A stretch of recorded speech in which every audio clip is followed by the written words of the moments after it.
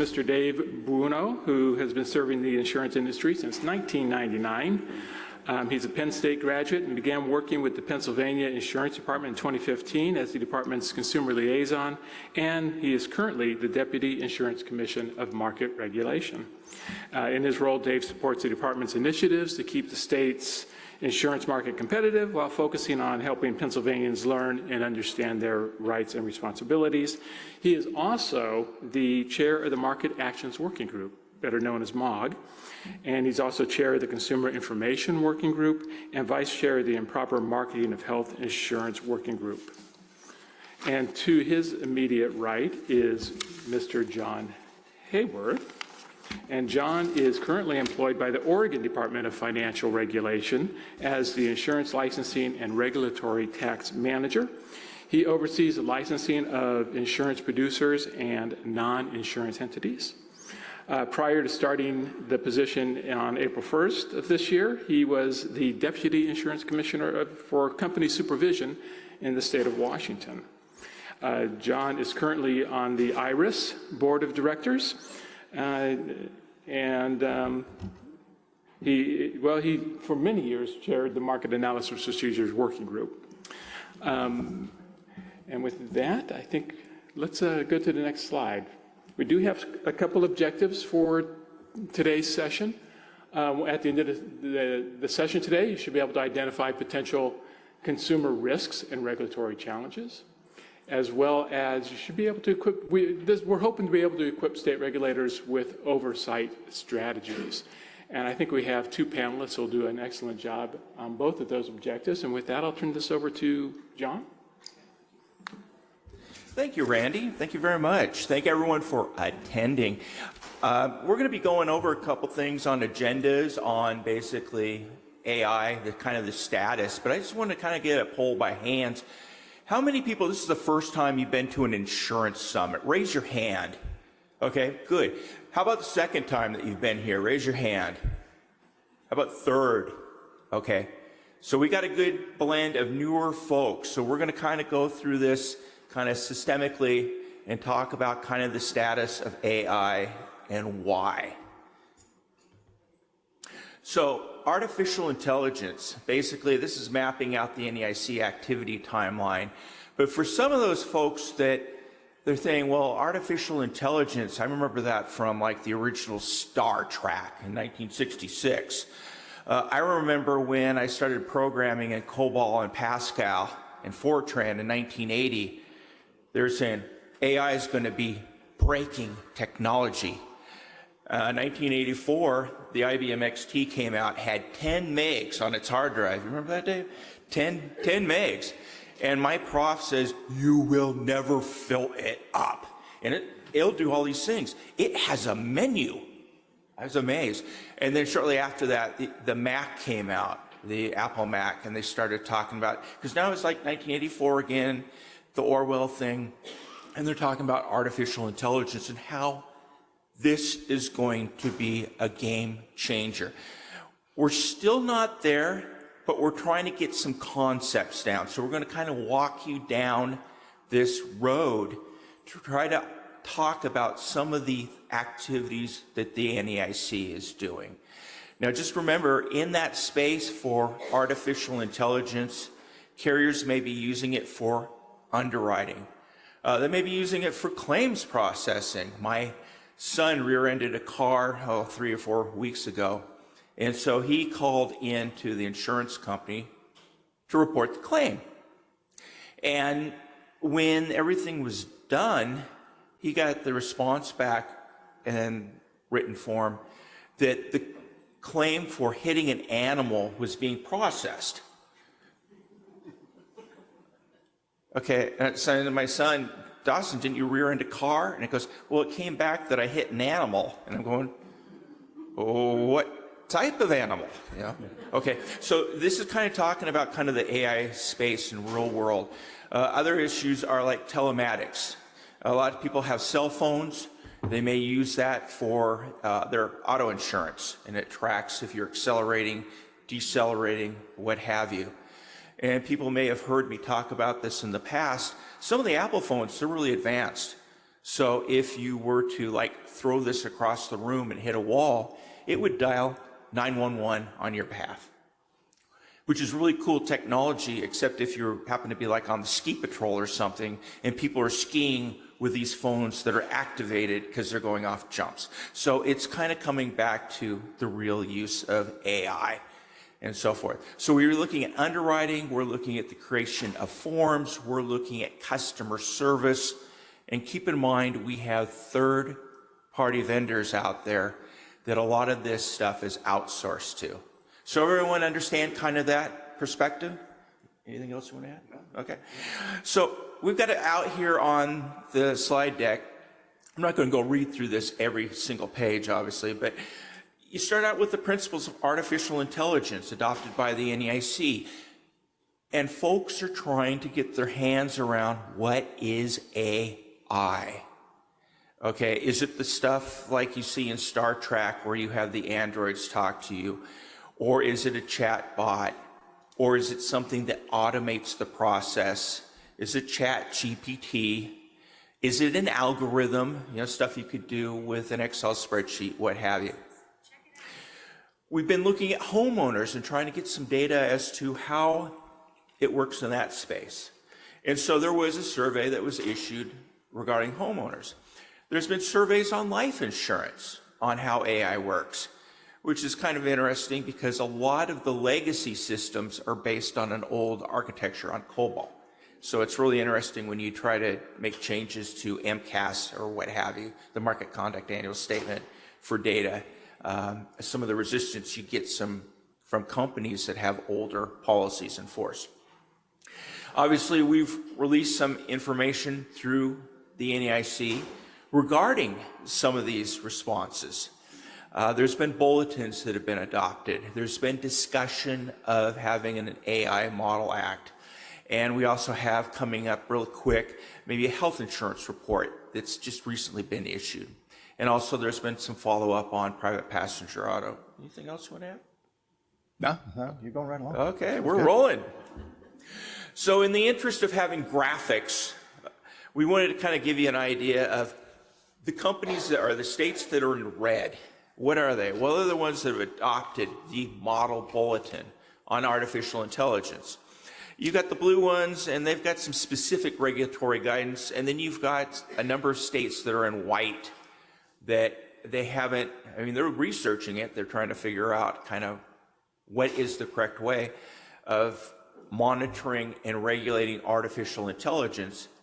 But the challenge is trying to define what it is, that is AI, without hamstringing innovation. So everyone kind of follow that? I mean, if everything on your cell phone, you had to get cross-checked by 3 or 4 people before you could install the app, that would be a little frustrating.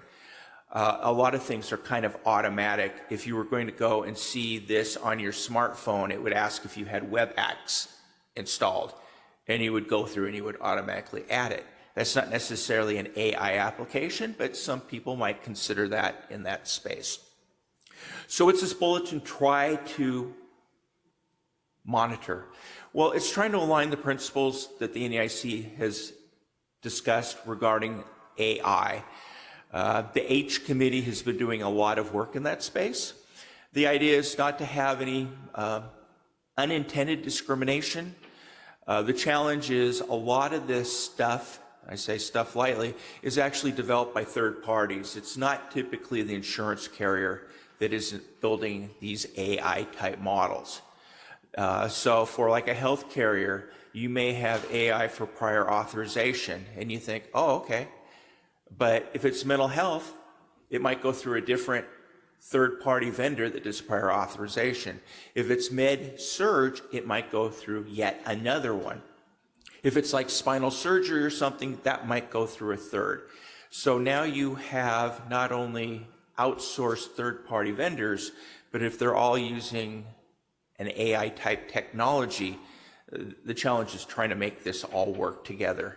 And then since a lot of these companies, they've outsourced, some of the concern is they may not have in-house staff that can quite monitor that. So it kind of gives you an encapsulation of some of the things that we're looking at.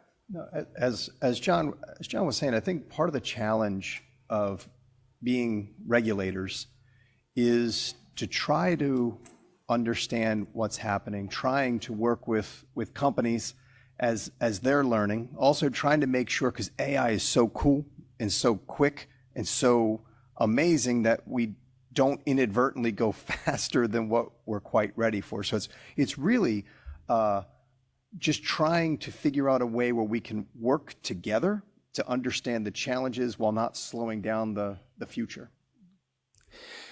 Yeah, because I can't drive very fast with the parking brake on, can I? Yeah, you cannot. Yeah, I know. You could. I could, but I burn out the rear brakes. So kind of going through here, we have the great state of Colorado, and they've been instrumental in looking in this space. They've got a framework, and they're looking at some of the items that this framework needs to include, like governing principles. What is the oversight of AI technology, kind of on a global perspective?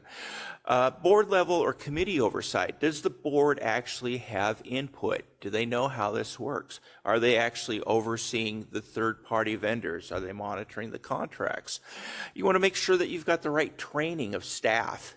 You need to understand, too, that what you're asking of, say, a third party actually aligns with what the policies and procedures are for the insurance carrier. Again, when I was talking with Dave prior, when we constructed the market conduct annual statement, we had a lot of time talking with interested parties about data. And so from a regulator, you're thinking, okay, data variable X means this. And so you communicate that to the corporate governance people or what have you at the insurance company, government relations, whomever, market conduct, and they go, oh, okay, yeah, we know that. But then they talk to their IT people to extract that data, and sometimes that data variable X gets transposed because maybe the company doesn't necessarily have what we consider data variable X. They've got something close, and that's what they'll come back. So again, when we're talking about AI, we need to understand kind of what that data mapping looks like so we can verify what those outcomes may or may not be. We also want to be able to detect unfair discrimination. A lot of times, if they are pulling information from outside, what is the data that they're testing? Where I'm going is it the company's own data that they're using to test these models to make sure that they're getting the outputs that they expect? Or maybe they've expanded the field a little bit larger, and we've run into that sometimes with phone apps where people sign up for an application to get lower gas prices nearby or whatever, and then that data goes through data brokers and it gets marketed, and some insurance carriers have actually incorporated some of that into some of their policies and procedures. So it kind of gets back to what is the data that's being tested, who oversees the data, and basically how their processes are implemented. Anything else you want to add? Yeah, these next couple of slides, unless I'm not remembering the slideshow properly, which is possible, are important to me because we're going to be looking at what other states are doing. And I'm sure for the insurers in the room and even the regulators in the room, having 50 different ways, or actually 50 ways in 6 territory, different ways to look at AI is just as confusing as anything. So really, I love seeing what Colorado is doing, or Wyoming, or Delaware, so that I can kind of learn from them, not reinvent the wheel, because too much noise, creates, cats and dogs living together, mass hysteria, and it just completely overwhelms the system. So, as you're kind of going through, it's, think about what Colorado is doing in some of the other states. And hopefully there are other states, but I don't remember, John. Oh, thank God. There are. So there's other state initiatives, but Dave points out something. If you put something into a statute on an evolving process, that might hamstring things. So with these different state initiatives, AI is in a test phase. I mean, honestly, where everyone's trying to figure out how to use it, how to implement it. The states are trying to figure out how to regulate it, and that's why we're having kind of these discussions now. But Texas, They remind insurers that they're responsible for the accuracy of the data. I mean, that's kind of a duh factor if you understand that. And they may pursue enforcement if the insurer's use of data is inaccurate.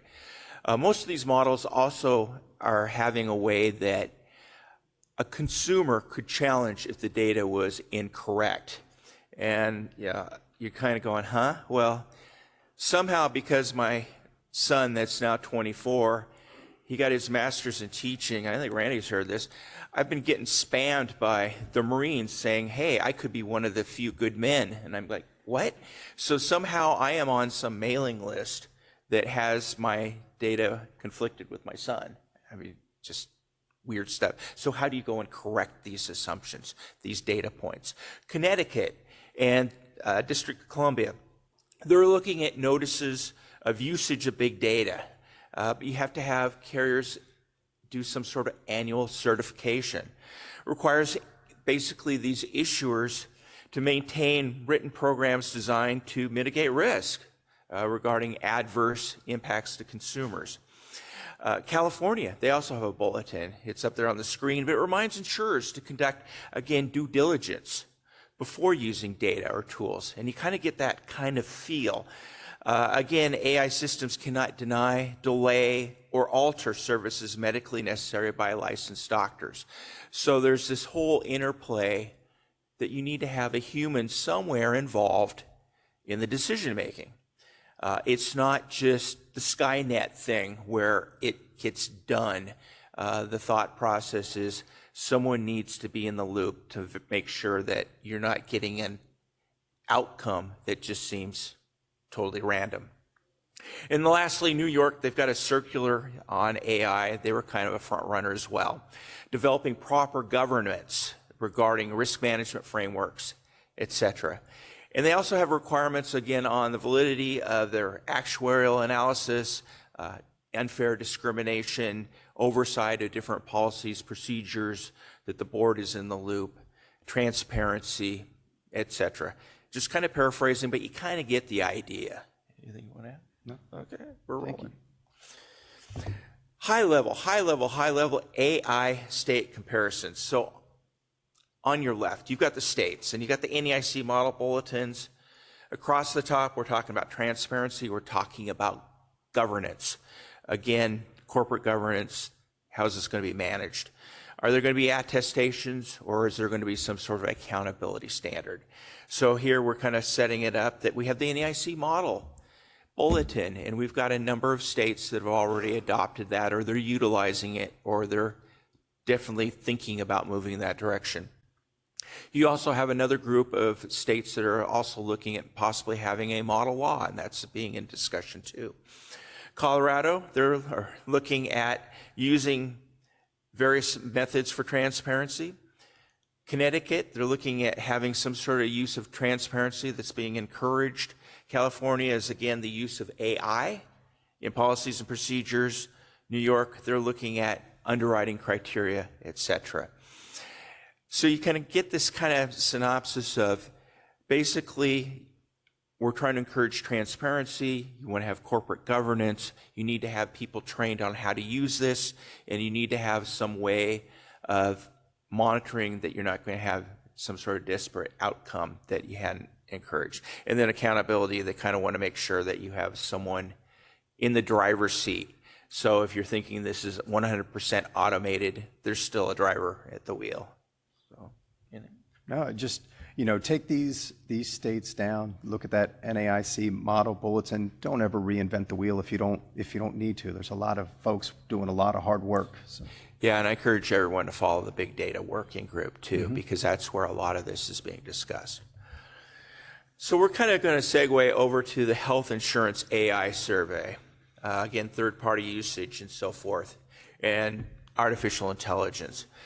And it's kind of cramped on the screen, but we were looking at like some of the operational areas, strategic operations.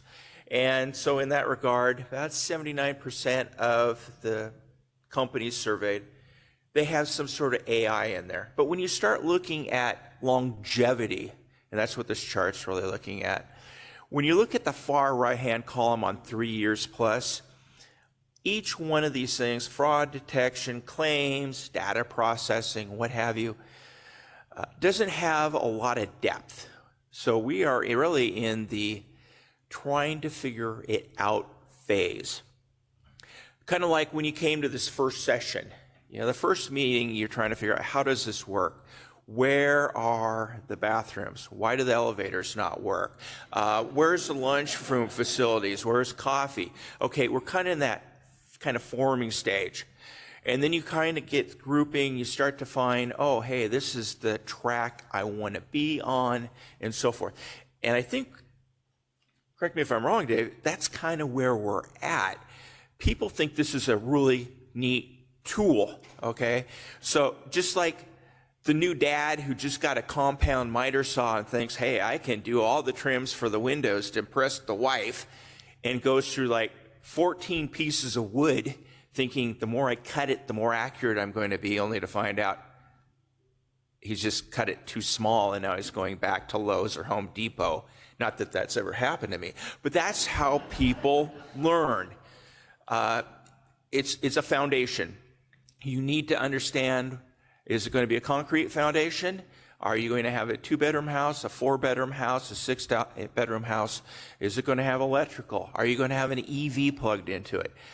And you're saying, well, you're getting way off track on this, John. And I'm going, but the analogy still kind of fits.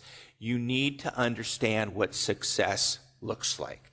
And I think we're still in that forming where we've got these really cool tools, but now they need to understand how to use it. Fair assessment? Yeah, and I felt you were talking about me because I learned I don't know how to cut railings really short. It's horrible. It all works. It all works. Again, with the health insurance AI survey for people taking notes, we're looking at AI governance principles in place, that the model of the AI principles. Do you have something similar to that? 92% survey came back. Do you have a process for applicants for health insurance to contest adverse underwriting decisions? And it's like 29%. And I thought that was kind of interesting because it's pretty much a guaranteed issue for most of the ACA plans. Again, do you keep a log of number of contested underwriting decisions? Like 23%. Do you disclose to providers or physicians how AI or machine learning is used, say by a third-party vendor? And that's a little bit lower. And yet it's kind of interesting when I go and I look at like the market conduct annual statements, and there's data for health carriers and basically all carriers in that respect. And it talks about the number of claims that have been received by the insurance department type thing, and then what the carrier actually has received. It's interesting. I'll find situations where the insurance department actually has more complaints from consumers than what the carrier has received. So it's kind of interesting when you start looking at some of this data. Are they pulling in information from third-party vendors or things like that that maybe aren't necessarily being tracked? Also, other things, is there a test for model drift? Is there a test for bias in modeling data? Again, what is that feedback loop? Do you kind of do the plan? Do you go and implement? Do you check and try to verify? Is there ways to make the process better? I kind of see these questions as like number one, we want to kind of learn the answer, but also, as the company is trying to evaluate what they're doing, they can look at it and go, oh, no, I can't answer that with a yes or a no. And I do think in some cases, AI and AI technology, man, it just has the ability to move quick. So, so just asking the questions to try to get folks to think about what is going on, how it's going on, and if there are adjustments that need to be made, I kind of think that that's part of these questions as well. Well, and another perspective is everyone uses Google Maps, right? Mm-hmm. Right? Used to use MapQuest maybe way back. I learned using a paper map. Yeah. Yeah. So I went from analog to digital. And so oftentimes when I'm riding my motorcycle, I actually go cross country and I've got the phone set up and it's got Google Maps. And a lot of times it will kick out directions in my earpiece as I'm driving along. And there are times where all of a sudden it wants me to turn onto a mythical road that does not exist. So there are times where, you have to stop the app and say, no, this isn't correct, and have some sort of way to correct that data. Because it's really disconcerting when it says recalculating, or it decides to take you onto an island at which there's no exit to get to your place of residence. We're still working on it. Private passenger auto, another version of PPA, had a survey on that one as well. Kind of the same type of flow of responses. Again, best practices were modeled. That's kind of on the left side. Some of the things that weren't able to be demonstrated. So it's kind of the yin and yang thing. So like implemented AI risk governance frameworks versus, well, the framework was conceptual. We're kind of thinking about it, but we're not quite sure how to incorporate. Some entities came back and they said, hey, we got a complete inventory of our models, the data flow, we know what the outputs are. And others were saying, well, no, we're not quite there yet. We're not quite sure what the data is that we have, let alone necessarily what we're going to use to test. Comes back to having a risk ranking criteria. It could be a 1 to 10, 1 to 100. Is that good, bad, what have you? Are there any standard deviations? Is there a mean? Is there a mode? Versus, we kind of need a guidance one way or another. So a lot of entities are kind of trying to figure it out, because like I say, the depth is only like 3 years. And yet you've got these third-party vendors that are kind of pushing this technology out and saying, hey, I know what the problem is. I got a solution. And so sometimes it's a little, if you've got people in a certain demographic that are at the carrier and they're trying to figure out, well, what is this? Maybe they aren't the most up to speed on that. And because it's an IT technology, you're trying to figure out how to use that. The concern is this going to actually add value? What are the steps going down if you actually implemented it? How would that impact staff? So I guess that's kind of where this is going, is it transparent to the consumers? Do the actual people who are going to be using this technology understand it? Are people going to be trained on how to use this? Is it going to be some sort of training, not just for the employees or the third-party vendors or the call centers, what have you? AI is being used in call centers because, as I've said to Dave at one point, some people in call centers may have a strong dialect one way or another, and AI technology kind of augments the voice. It's kind of spooky in a way. Are you going to be talking to basically these robot-type AIs, things like that? So that's kind of a one concern versus, again, maybe there's not necessarily those controls in place. Anything else? Yeah, no. What I learned from the results for me is that some folks have figured some things out, and some folks are learning. And then the folks out there that are learning should continue to be curious and try to learn what others are doing. You don't have to go at it alone. So big level AI systems, regulatory framework roadmap, that's a lot of words. Yes. But start out with defining the principles and assess the issuer's AI use. Again, we were looking, 2020 was again kind of the principles of AI. Then we survey the insurers, private passenger auto, we're looking at homeowners, life, health insurance. We follow up. Step 2 then, we start looking at, well, we've got to follow up. What are we going to do with all this data? Let's do a risk evaluation tool. At which point we start talking about the implementation of an AI risk tool or AI model bulletin. Develop various tools in 2025. Identify risk. Again, from a market conduct perspective, how do you do a market conduct exam on AI? I mean, the handbook really hasn't been developed that way. We measure outcomes, but as far as how you solve for X, well, I'm not necessarily quite there. Financial exams. I know the financial examining crews, they're starting to test for AI. They're going out to the different data centers trying to get an understanding of what AI is. They may be contracting for folks to assist in that.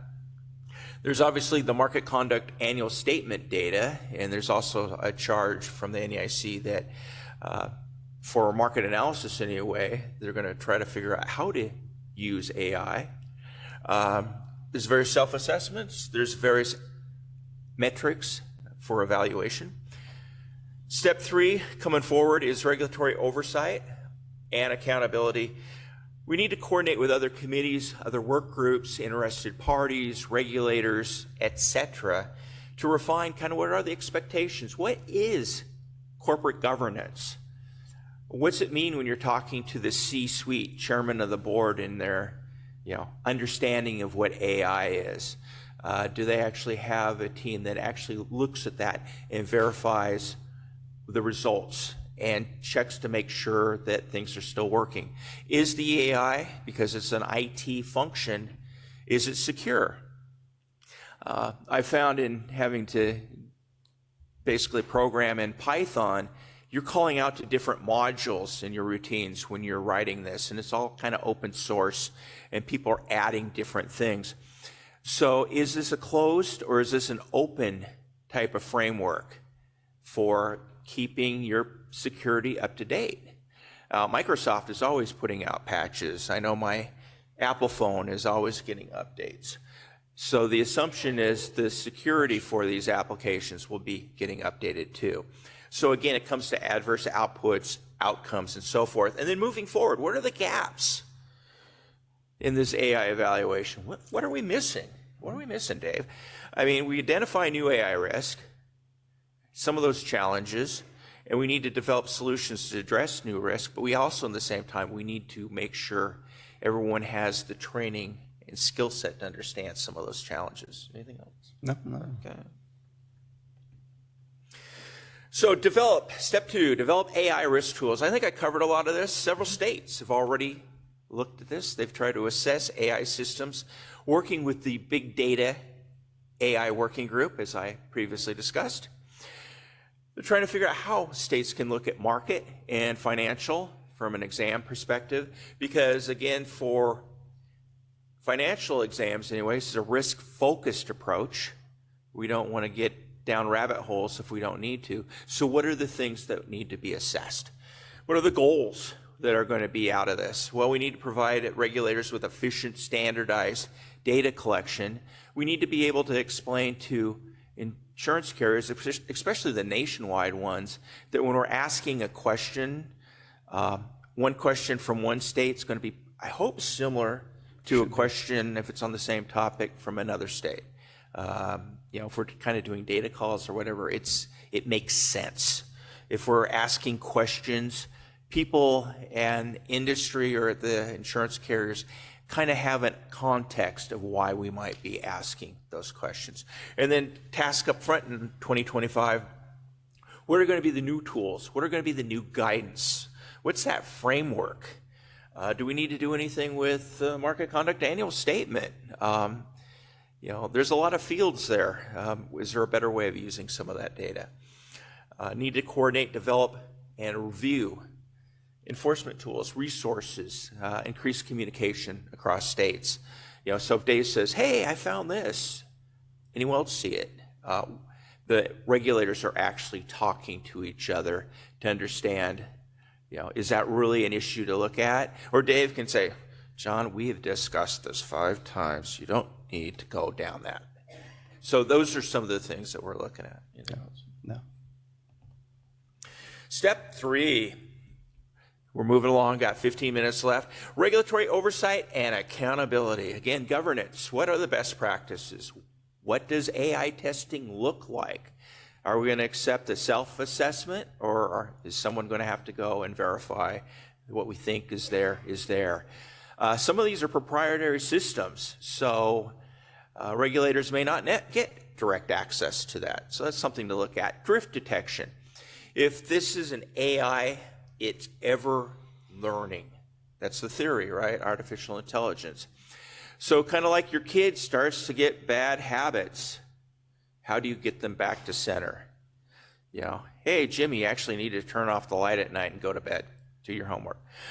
Identify what are possible consumer outcomes. How would a consumer know that they may be disenfranchised by some sort of outcome?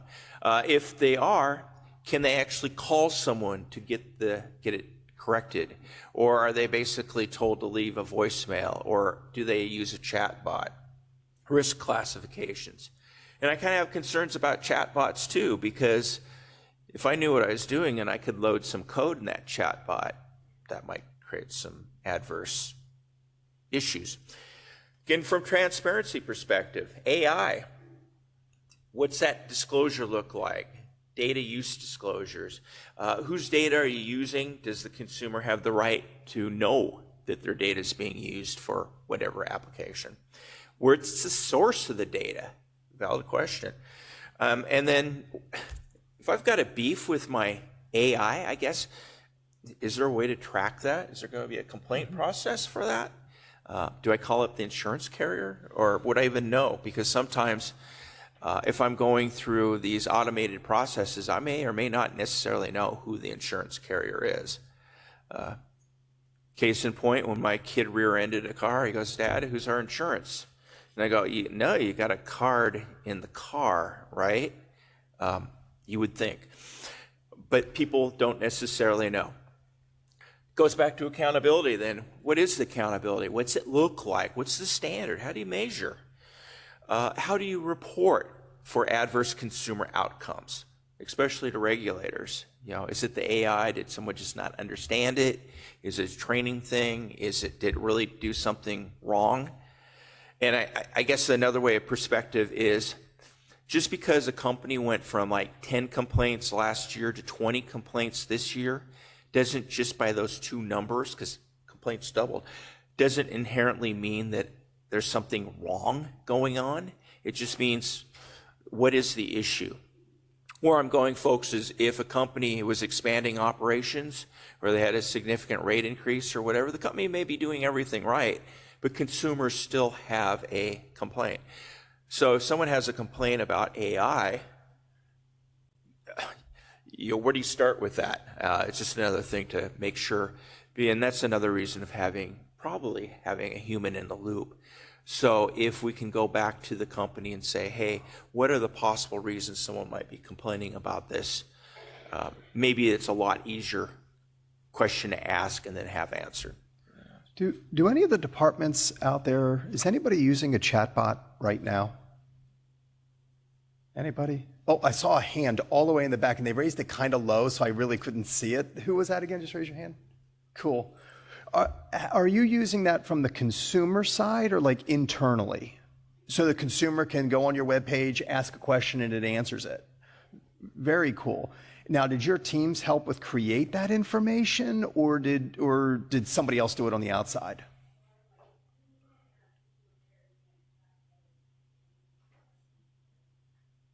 That's cool. And what state are you, if you don't mind me asking? Connecticut. Okay, cool. The reason why I'm asking is because Pennsylvania is actually trying to look at the possibility of like a chat bot, but we may start with just internally, like where our folks will go, where do I find the answer to this question on our website? And then as soon as we kind of get the hang of it, go, okay, well, can we go with the consumer version? And then continue to branch out. So, as we're talking about regulatory oversight and accountability, we're trying to also think of, all right, if we're going to use it, how do we also go about doing it right? So Connecticut, don't be surprised if I reach out to ask you more questions. Thank you for being brave enough to raise your hand. Yeah.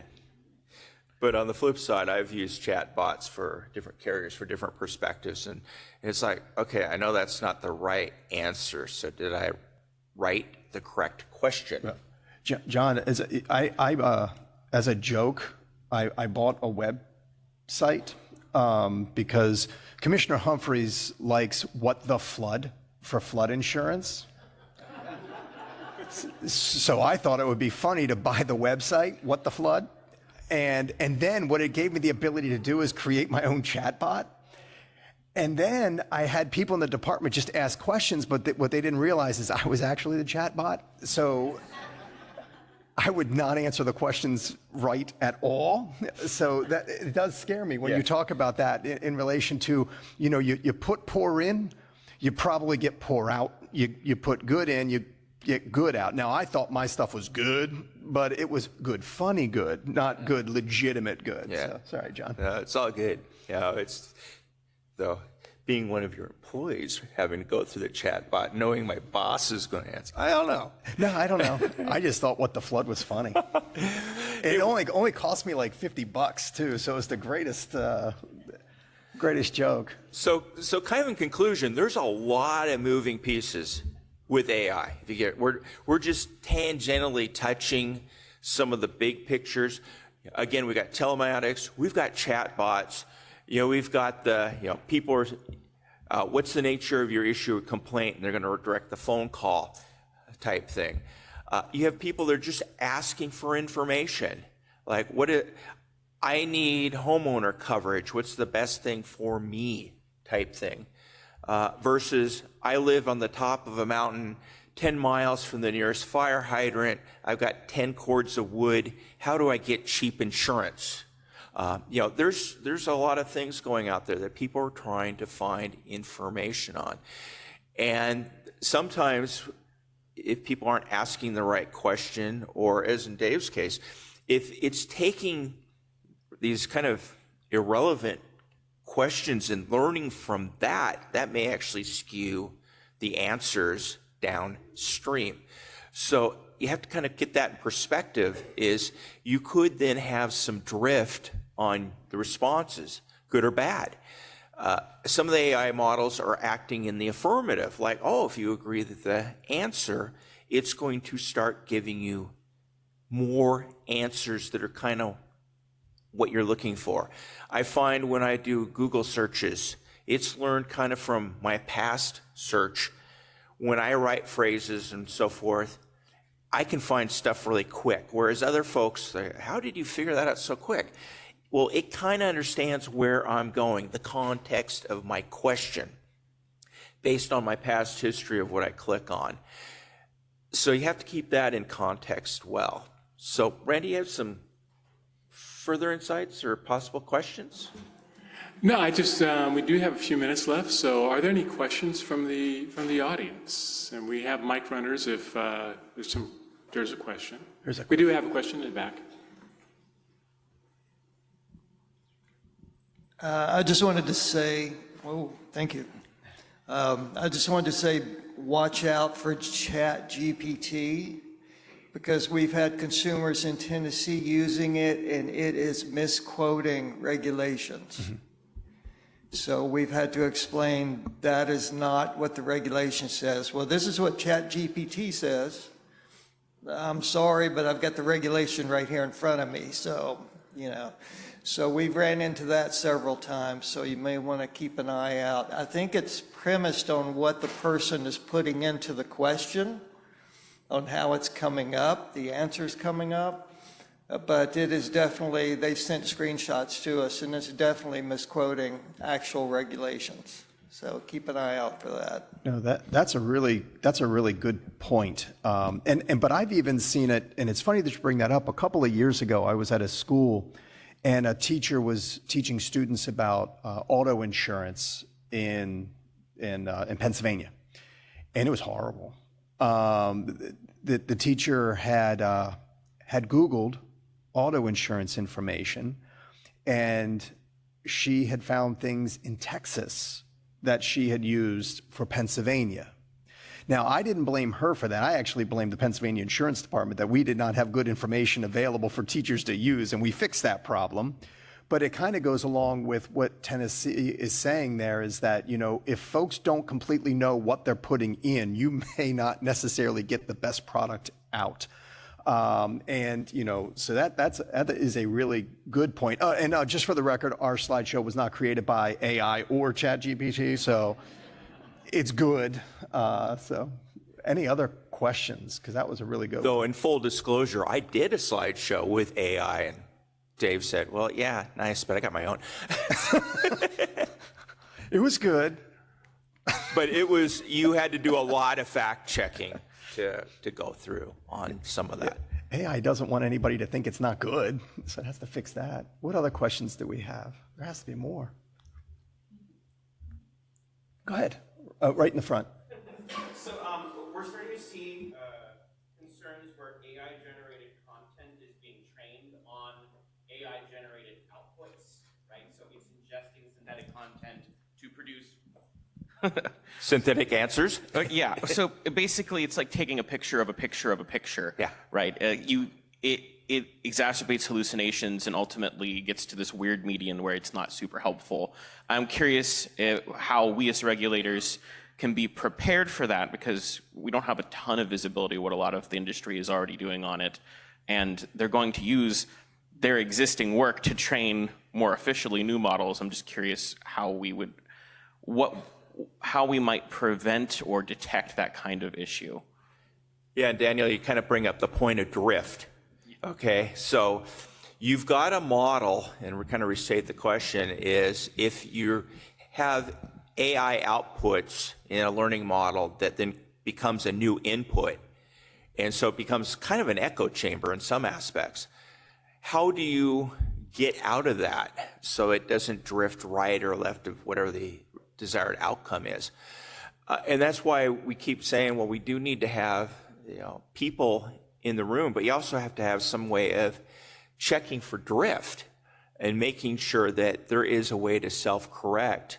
I think we've all heard kind of this stuff in the media of some of the chat bots that are giving information, or AI technology that starts getting way out of what you actually expected. I mean, just kind of some of the racial comments and so forth. And it's like, well, how do you stop that from even occurring? Now you can argue, well, you may have that already with humanity as well, but because someone has actually programmed this application, there's going to be some biases already ingrained. So how do you, I guess, minimize those biases and try to have a self-correction method?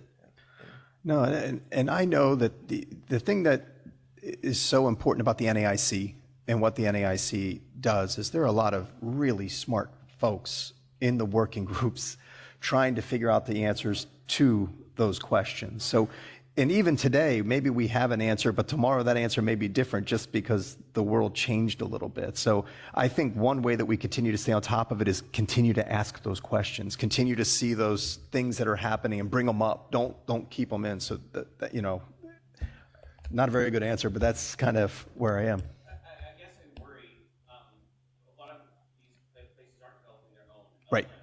They're taking off the shelf things. So even if we wanted to, we couldn't be like, show us your training data, because they didn't do the training. Yeah. Mm-hmm. So we have no way of verifying what it was ingesting. And that's things that are being talked about in the different working groups to try to figure out what are the proper steps forward. I mean, it's a great question. Yeah, because a lot of, as Daniel, you kind of note, some perspective is, well, we're just wanting to measure the outcomes.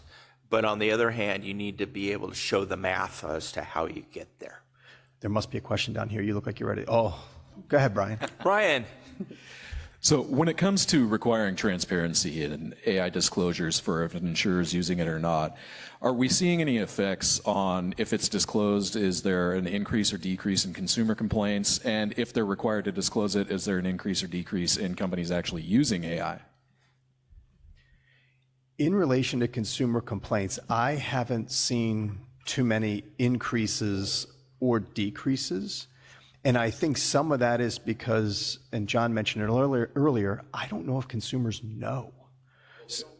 Right. Well, I mean, I don't either. I mean, when's the last time I read things appropriately? So, I mean, in fairness, I think folks don't always know.